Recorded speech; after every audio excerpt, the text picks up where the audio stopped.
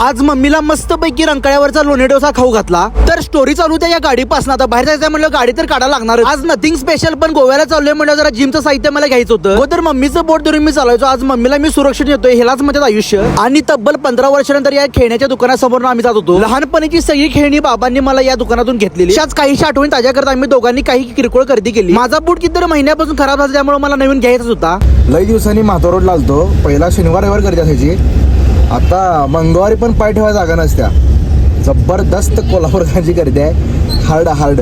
मग जरा रंकाळ्यावरचं किरकोळ काम आटपून मम्मीला म्हणलं काय खाणार आहेस का. मी माझ्या डाएटची एवढी काळजी घेते म्हणलं, घरातल्या डाएटची केवढी काळजी घेत असेल. मम्मी चायनीज म्हणाली, ह्या काय हो म्हणून मी म्हणलं गप लोणी डोसा खायचा. आता विषय बघा, गाडीमध्ये आम्ही दोघं होतो. लोणी डोसा पण घेतलेला, मम्मीला पार्सल करून खायला दिलं. तर तिचं म्हणणं असं की मी नवऱ्यासोबत खाणार. काही विषय नाही म्हणलं, प्रेम जुना आहे पण तगडा आहे. आजकालच्या प्रेमाची एवढी कुठली ताकद. तटाच तू म्हणलं आणि बाबांच्याकडे गाडी घातली. जावं म्हणजे दोघं जण खावा. जाताना मागाने बघता बघा पोरक्याशिवाय पण राहत नाही. आज पण घरी जाताना बाळूमामाने दर्शन दिलं. आता तुम्ही पण फॉलो मारून तुमचं दर्शन द्या लागते.